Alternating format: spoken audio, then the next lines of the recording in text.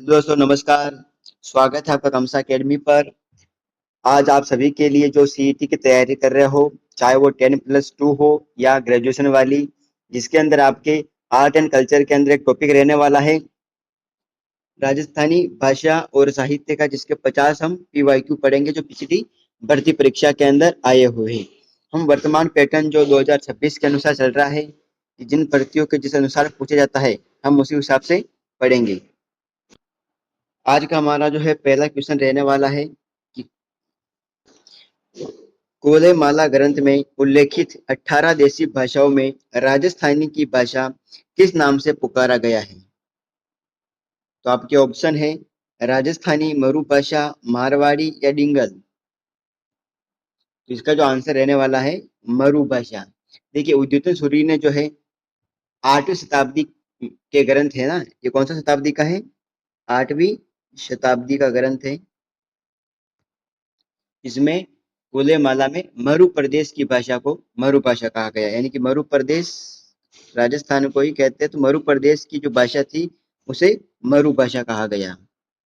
हमारा जो दूसरा क्वेश्चन है कि कवि सूर्यमल मिश्रण की अधिकांश रचनाएं किस बोली में लिखी गई है? हाड़ौती, ढूंढाड़ी, मेवाती, वागड़ी। तो इसका आंसर रहने वाला है आपके हाड़ौती। कवि सूर्यमल मिश्रण जो है ये कहाँ के थे? तो ये बूंदी के थे। बूंदी के राजा राम सिंह के दरबारी कवि थे ये साथ साथ में ये चीज भी आपको याद रखना है कि राम सिंह के क्या थे? दरबारी कवि थे।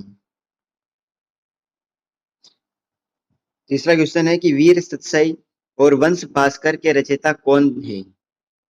चंद्रबरदाई, कन्हैयालाल सेठिया, सूर्यमल मिश्रण, मोहम्मद नैन्सी। इसका जो आंसर रहने वाला है आपके सूर्यमल मिश्रण।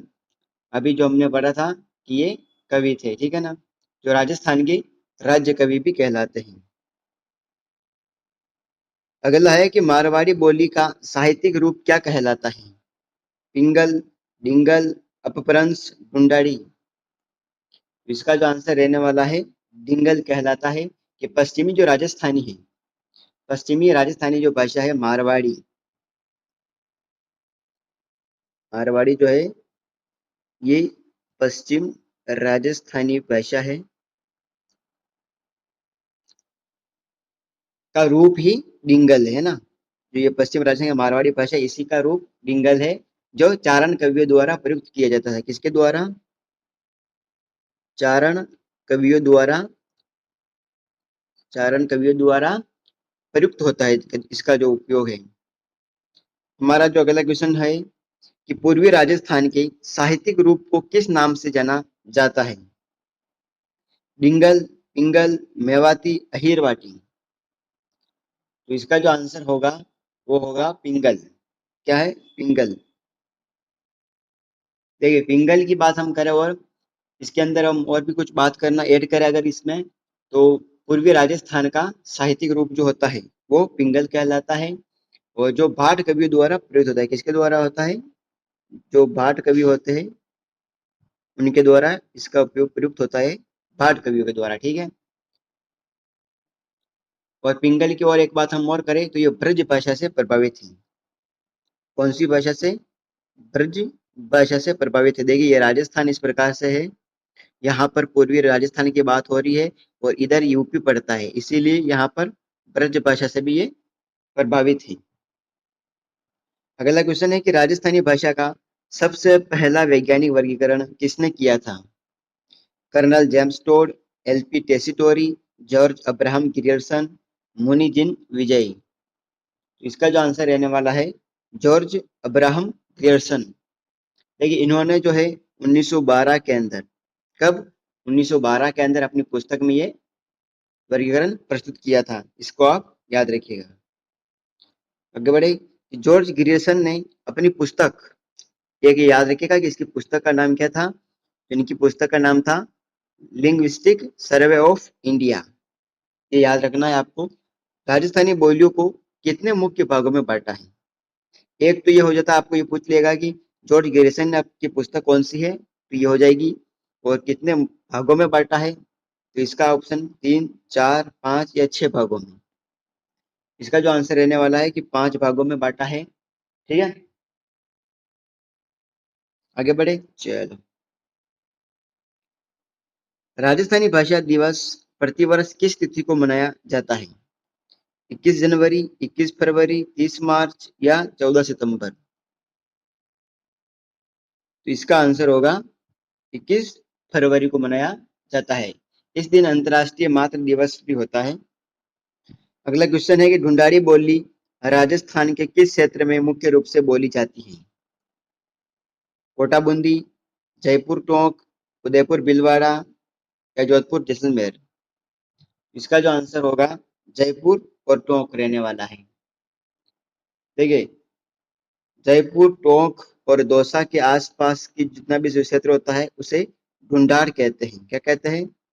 ढूंढाड़ कहते हैं, और उसमें बोलने वाली बोली को ढूंढाड़ी बोली कहते हैं। अगला है कि संत दादू दयाल और उनके शिष्यों की रचनाएं तो मुख्य रूप से किस बोली में है? मेवाती, मारवाड़ी, ढूंढाड़ी और मालवी?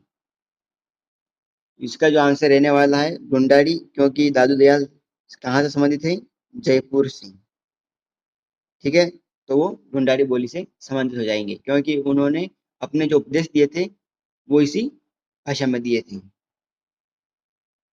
अगला क्वेश्चन है हमारा कि कान्हड़ देव प्रबंध ग्रंथ के रचयिता कौन है? पद्मनाभ, करनीदान, शिवदान दास गार्डन, श्यामल दास? तो इसका जो आंसर होगा पद्मनाभ। इस ग्रंथ में क्या है कि जालोर के शासक थे। ये कान्हड़ देव कौन थे? कान्हड़ देव थे जालोर के शासक थे। जालोर के शासक कान्हड़ देव थे। और अलाउद्दीन जो खिलजी था एक के, इसको हम इस पर, इनके दोनों के बीच में जो युद्ध हुआ था उनका वर्णन है इसके अंदर। पृथ्वीराज रासो की रचना किसने की थी? जयानक ने, चंद्रबरदाई ने, नयनचंद्र सूरी ने, सारंगधर ने? तो पृथ्वीराज रासो की जो रचना की थी वो चंद्र बरदाई ने की थी। एक इसके अंदर और आता है इसी के अंदर कि पृथ्वीराज विजय की रचना किसने की? ये की थी जयानक के द्वारा की गई थी। ठीक है, चलो आगे बढ़ें। चंद्र बरदाई पृथ्वीराज चौहान तृतीय की बात हो रही है यहाँ पर, है ना। साथ साथ में थोड़ा बहुत हिस्ट्री की इधर भी चलते चलेंगे। हमारा अगला क्वेश्चन नंबर 13 है कि धरती दोरारी और पीथल और पाथल जैसी अमर कृतियां के रचनाकार कौन है? विजयदान देथा, कन्हैयालाल सेठिया, रामधारी सिंह दिनकर, मेघराज मुकुल? ये तो आप सभी को बच्चे बच्चे को पता है कि धरती दोरारी कन्हैयालाल सेठिया की है, और जो चूरू सुजानगढ़ के महाकवि थे। कहाँ के थे? सुजानगढ़ चूरू के कवि थे ये भी। ठीक है ना, कन्हैयालाल सेठिया की। अगला क्वेश्चन नंबर आता है, और इस क्वेश्चन को थोड़ा बहुत आप इम्पोर्टेंट भी कर सकते हो कि विजयदान देथा की किस कृति पर प्रसिद्ध बॉलीवुड फिल्म पहेली बनी थी? कई बार इस प्रकार से भी पूछ लिया जाता है। दुविधा, मातारी फुलवारी, अलेकू हिटलर या मारो बतलो? ये क्वेश्चन पिछली भर्ती में आए हुए ही है। ठीक है ना, तो ये होगा दुविधा। विजयदान देथा की कृति है ये। ठीक है ना, और किसने बनाई थी ये? तो अमोल पालेकर ने पहली फिल्म बनाई थी। किसने बनाई थी? अमोल पालेकर ने बनाई थी। और विजयदान देथा को ही हम बिज्जी के नाम से भी जानते हैं। मातारी फुलवारी कितने खंडों में विभक्त है? 10, 12, 14, 16? तो ये 14 खंड में विभक्त है। ठीक है, चलो। बीकानेर के शासक राय सिंह के दरबारी कवि पृथ्वीराज राठौड़ ने वैली कृष्ण रुक्मणी की रचना किस बोली में की थी? उत्तरी मारवाड़ी या डिंगल, इंगल, हाड़ौती या ढूंढाड़ी? तो इसका जो आंसर रहने वाला है उत्तरी मारवाड़ी या डिंगल हम कह सकते हैं, क्योंकि बीकानेर राजस्थान के मैप को भी देखते हुए चलेगा, इधर है बीकानेर, यहाँ पर पड़ रहा है, तो यहाँ पर कौन सी भाषा होगी? डिंगल। जबकि हमने कहा था कि यहाँ पर कौन सी भाषा है, तो पिंगल है। हमने कहा कि हाड़ौती कहाँ पर है, तो हाड़ौती यहाँ पर है, दक्षिणी पूर्वी के अंदर। हमने फिर कहा कि ढूंढाड़ी कहाँ पर है, तो यहाँ पर जयपुर के आसपास ढूंढाड़ी बोली है। इस हिसाब से आपको मैप के हिसाब से समझोगे तो दिमाग में आसानी से बना रहेगा और याद भी अच्छा होगा। वैली कृष्ण रुक्मणी री पांचवा वेद और 19वां पुराण किसने कहा? जो वैली कृष्ण रुक्मणी लिखी थी, उनको पांचवा वेद और 19वां पुराण किसने कहा? कर्नल जेम्स टोड ने कहा, एलपी टेसिटोरी ने कहा, दुर्सा आड़ा ने कहा, या सूर्यमल मिश्रण ने कहा था? इस क्वेश्चन को भी आप इंपोर्टेंट कर सकते हो। तो इसका आंसर क्या रहने वाला है? दुर्सा आड़ा ने कहा था। प्रसिद्ध कवि है दुर्सा आड़ा भी। ठीक है, चलो। राजस्थान की किस बोली पर गुजराती भाषा का स्पष्ट प्रभाव दिखाई देता है? मैं फिर कह रहा हूं कि मैप को आसानी से समझ लीजिएगा, क्योंकि मैप के बिना आपको कन्फ्यूजन रहेगा। ठीक है ना? तो मैप को देखिए आप, गुजराती भाषा की बात कर रहे हैं तो गुजरात कहाँ पर पड़ता है? यहाँ पर है। इधर एमपी है, इधर यूपी, ठीक है ना, और इधर हरियाणा, और इधर पंजाब, और फिर इधर तो पाकिस्तान। ठीक है ना? तो ये हमारा राजस्थान का मैप है। आपको कह रहा है कि गुजराती प्रभाव, ये रहा गुजरात, और इसका प्रभाव कहाँ पर पड़ रहा है? क्या हाड़ौती पर पड़ रहा है? तो हाड़ौती तो दक्षिणी पूर्वी की इधर है, तो इधर तो इतना नहीं पड़ रहा है हाड़ौती पर। तो क्या ये मेवाती पर पड़ रहा है? मेवाती तो इधर अलवर भरतपुर धौलपुर की तरफ है, तो इधर भी नहीं पड़ रहा है गुजराती प्रभाव। तो क्या फिर वागड़ी का पड़ रहा है? बिल्कुल, डूंगरपुर बांसवाड़ा इधर है, वागड़ जिस क्षेत्र को हम कहते हैं, यहाँ पर गुजरात का प्रभाव पड़ता है। तो हमारा आंसर वागड़ी हो जाएगा, क्योंकि ढूंढाड़ी फिर वापस वही बात है कि ढूंढाड़ी इधर जयपुर के आसपास है, तो आप यहाँ पर होगा। ठीक है, इस प्रकार से हम पढ़ेंगे तो आपको यहीं का यहीं क्लास के अंदर ही याद हो जाएगा सब कुछ। हमारा अगला क्वेश्चन है कि वागड़ी बोली राजस्थान के किन जिलों में मुख्य रूप से बोली जाती है? अलवर भरतपुर, डूंगरपुर बांसवाड़ा, कोटा झालावाड़, सीकर झुंझुनू। ये चीज अभी मैंने आपको बताई थी। ये डूंगरपुर बांसवाड़ा के अंदर बोली जाती है और इसे वागड़ी कहते हैं। ठीक है, चलो आगे। चलो, कवि राजा श्यामल दास द्वारा रचित प्रसिद्ध इतिहास ग्रंथ कौन सा है? वीर विनोद, मारवाड़ परगनारी विगत, अमीर रासो, सुरजन चरित्र। इसका जो आंसर रहने वाला है कि वीर विनोद की रचना किसने की? कवि राजा श्यामल दास के द्वारा की गई थी, जो महाराणा सज्जन सिंह के आदेश पर इन्होंने की थी। कौन थे मेवाड़ के महाराणा? सज्जन सिंह। मेवाड़ के महाराणा कौन थे उस समय? सज्जन सिंह थे। किस ग्रंथ को मारवाड़ का गजेटियर कहा जाता है? नैणसी ख्यात, मारवाड़ परगना विगत, राठौरों ख्यात, या सूर प्रकाश? ये कहा जाता है मारवाड़ परगनारी विगत को, जो किसके द्वारा लिखी गई है? मोहनोत नैणसी के द्वारा लिखी गई है। ठीक है ना, ये चीज आपको याद रखनी है। मारवाड़ का मतलब जोधपुर, समझते रह रहे हो ना? ठीक है, चलो। मोहनोत नैणसी किस मारवाड़ शासक के दरबारी कवि थे? महाराजा जसवंत सिंह प्रथम के, महाराजा अजित सिंह के, महाराजा मान सिंह, या फिर राव जोधा के? तो इसका आंसर रहने वाला है महाराजा जसवंत सिंह प्रथम के दीवान और कवि दोनों ही थे। हमारा अगला क्वेश्चन नंबर 23 है कि अलवर और भरतपुर क्षेत्र में बोली जाने वाली मुख्य बोली कौन सी? अगर आपने मैप देखा है मैंने जो बताया, तो ये इसका आंसर आप गलत नहीं करोगे। फिर कह रहा हूँ, गलत नहीं करोगे। मालवी है, मेवाती है, अहिरवाटी है, या रांगड़ी है? तो इसका आंसर होगा मेवाती। अहिरवाटी बोली मुख्य रूप से राजस्थान के किस भाग में बोली जाती है? उत्तर पूर्वी राजस्थान, यहाँ पर कोटपुतली, बहरोड, मुंडावर कोटपुतली में, दक्षिणी पश्चिम राजस्थान, हाड़ौती क्षेत्र, या वागड़ क्षेत्र? तो इसका जो आंसर रहने वाला है आपके कि उत्तर पूर्वी राजस्थान के अंदर ही है ये भी, अहिरवाटी भी। ठीक है, रांगड़ी और निमाड़ी किस बोली की उपबोलियां है? मारवाड़ी, मालवी, मेवाड़ी, ढूंढाड़ी। तो इसका जो आंसर रहने वाला है बी, मालवी। रांगड़ी जो है राजपूतों की बोली है। किसकी है? ये जो रांगड़ी है ये राजपूतों की बोली है, ठीक है ना। इसे राजपूतों की बोली भी कहते हैं। यह मारवाड़ी और मालवी का मिश्रण है। किसका है? लिख दूं या फिर बोल के बता दो? टाइम ज्यादा नहीं लगेगा आपको। ठीक है, लिख के देता हूँ कि मारवाड़ी प्लस मालवी की मिश्रण बोली है ये। निमाड़ी को दक्षिण राजस्थानी भी कहते हैं। दक्षिणी राजस्थान के अंदर बोली जाती है निमाड़ी। ठीक है, चलो आगे बढ़े। तोरावाटी, राजावाटी और चौरासी किस बोली की प्रमुख उपबोलियां हैं? मारवाड़ी, मेवाती, ढूंढाड़ी, हाड़ौती। इसका आंसर आपके रहने वाला है कि ये सभी जो है ढूंढाड़ी की उपबोलियां हैं।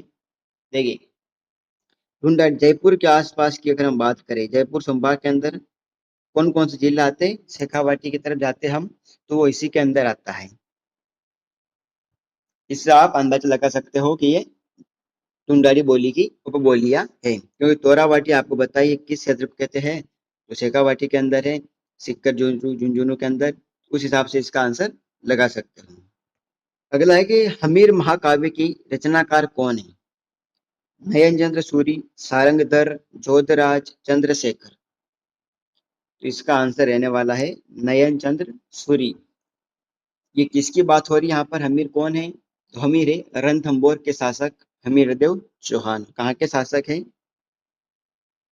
रणथंभौर के शासक हैं, ठीक है ना। ये आपको याद रखना है, रणथंभौर के शासक हमीरदेव चौहान।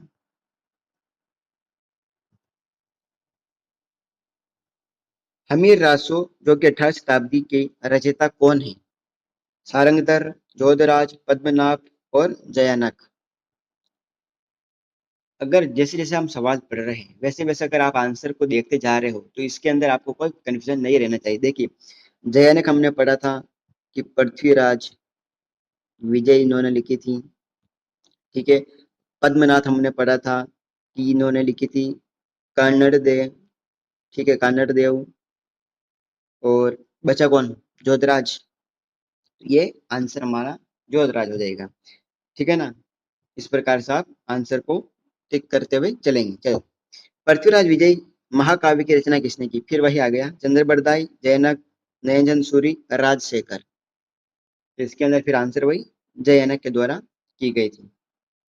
सुप्रसिद्ध काव्य करती है एक सेनानी, चुंडावत मांगी सेनानी, सर काट दे दिया सतरानी के रचयिता कौन है?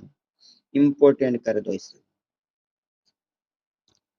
कन्हैयालाल सेठिया, विजयदान देथा, मेघराज मुकुद, नारायण सिंह पाठी।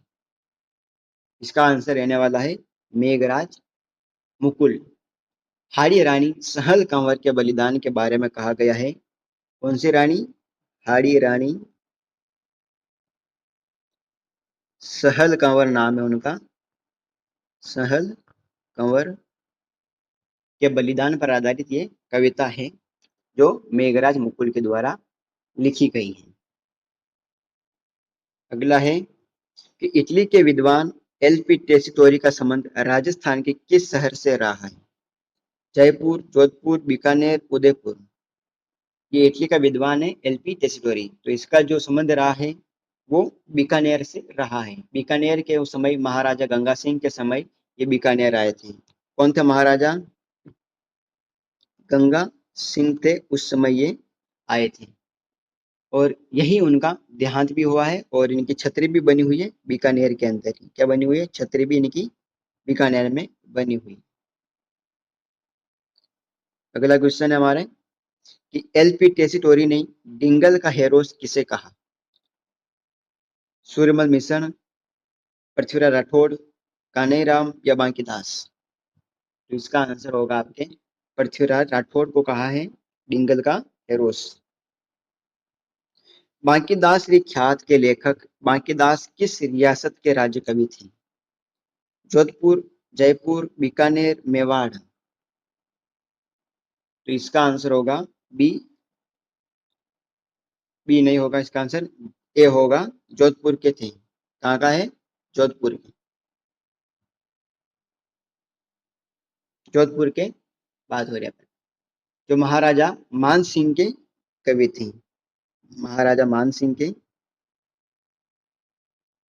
ठीक है, राज कवि थे। और इन्होंने एक गीत भी गाया था, उस गीत का नाम है कि आयो अंग्रेज मुल्क रो ऊपर। इनका एक गीत है,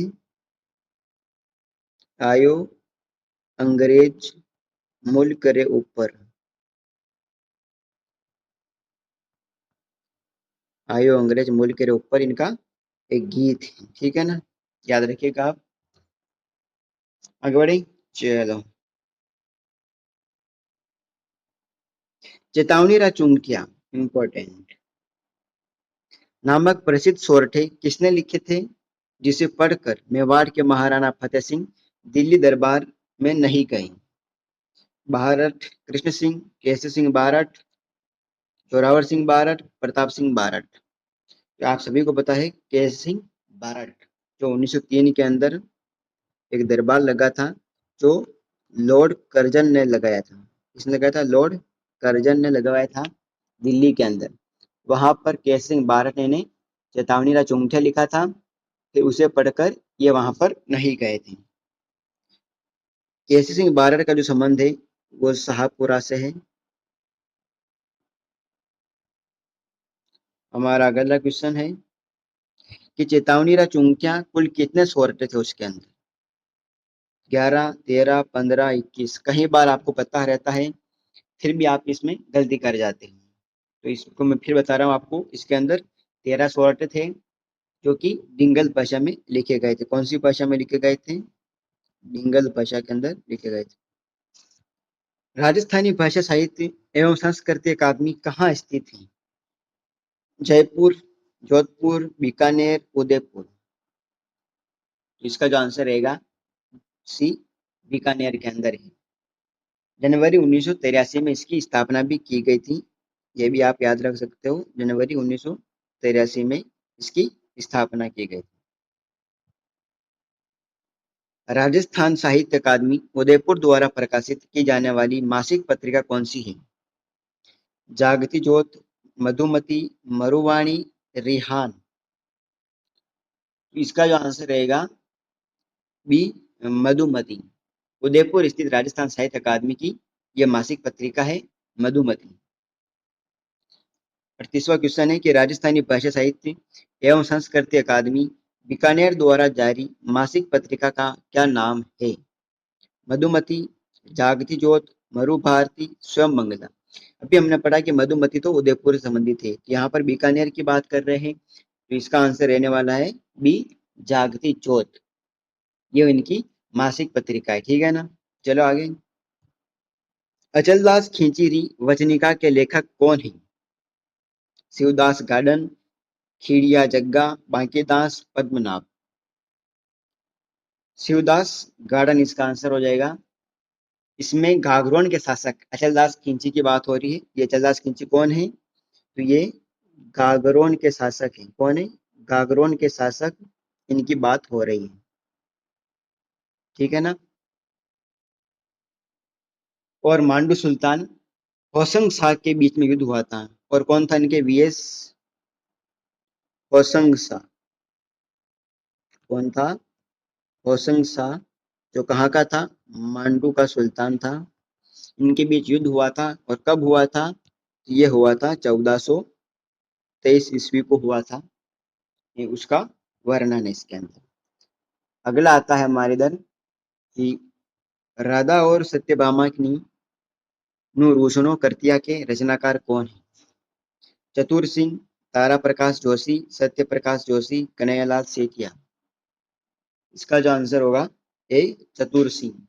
मेवाड़ के महाराज चतुर सिंह जी, जो बाबूजी के नाम से प्रसिद्ध है, इन्होंने लोक भाषा में कृष्ण भक्त ग्रंथियों की रचना की थी। प्रसिद्ध डिंगल ग्रंथ सूर्य प्रकाश किसके द्वारा लिखा गया है? करनीदान, वीरबाण, केसरी सिंह और आसानंद। इसका जो आंसर होगा करनी दान के द्वारा लिखा गया था सूर्य प्रकाश, जो कि जोधपुर के महाराजा अभय सिंह के समय। कौन थे जोधपुर के महाराजा उस समय?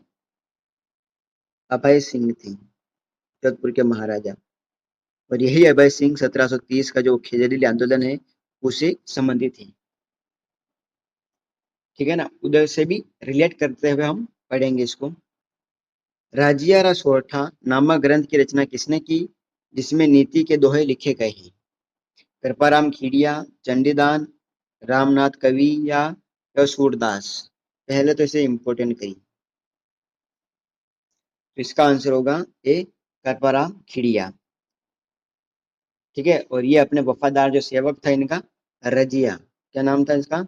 रजिया। ठीक है, चलो आगे बढ़े।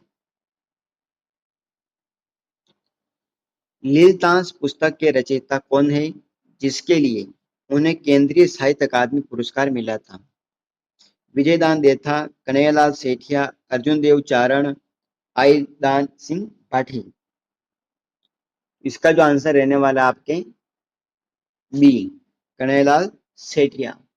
लीलतांस जो नीलकंठ पक्षी जो होता है उसके उसे वही कहते हैं, जो नीलतांस है वो नीलकंठ पक्षी को ही कहते हैं। ठीक है ना, जिसे 1976 में ये पुरस्कार मिला था। कब मिला था इन्हें पुरस्कार? 1976 ईस्वी में मिला था। ये आपको याद रखना है। आगे बढ़े, चलो। वैसे अगर अच्छी लग रही हो लाइक कमेंट और सब्सक्राइब जरूर कर लें।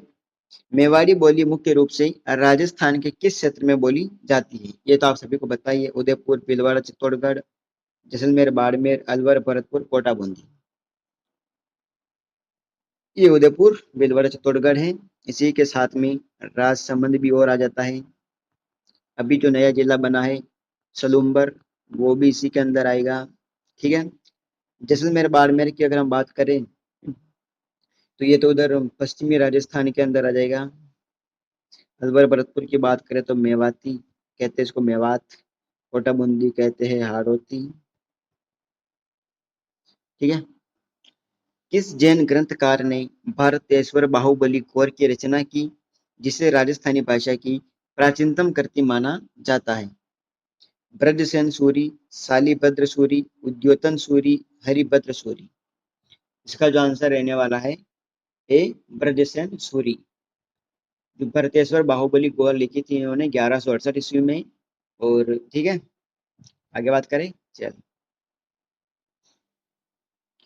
डिंगल शब्द का प्रयोग सबसे पहले किस ग्रंथ में हुआ था? कुलेमाला, रघुनाथ रूपक, कानड़देव प्रबंध, पिंगल शिरोमणि? तो इसका जो प्रयोग हुआ था पिंगल शिरोमणि के अंदर हुआ था, कवि कुशल लाभ द्वारा रचित। ठीक है ना, ये पिंगल जो शिरोमणि है कवि थे कुशल लाभ, कहते कुशल लाभ के द्वारा रचित थे। साथ साथ में आपको ये भी याद रखना है। ठीक है, और हमें रासोग में भी डिंगल का सर्वप्रथम प्रयोग मिलता है, ये भी साथ में याद रखना आपको।